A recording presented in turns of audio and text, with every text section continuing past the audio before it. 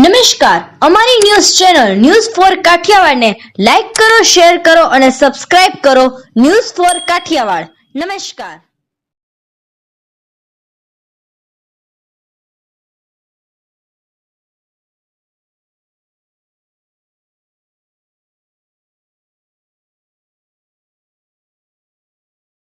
મનપાનું 1457.52 કરોડનું બજેટ બહુમતીથી મંજૂર કરવામાં આવ્યું.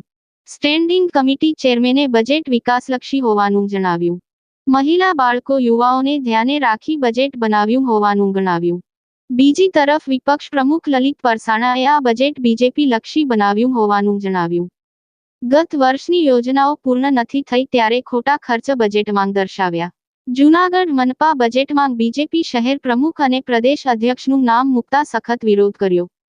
પક્ષની પ્રચાર પુસ્તિકા બનાવી, જનતા માટે કોઈ સામાન્ય સુવિધાનો ઉલ્લેખ નથી. વિકાસની યોજનાઓ પૂર્ણ થતી નથી ને ખર્ચ વધતો જાય છે. વાહનોના ખોટા ખર્ચે દર્શાવી વાસ્તવિકતાથી અલગ છે.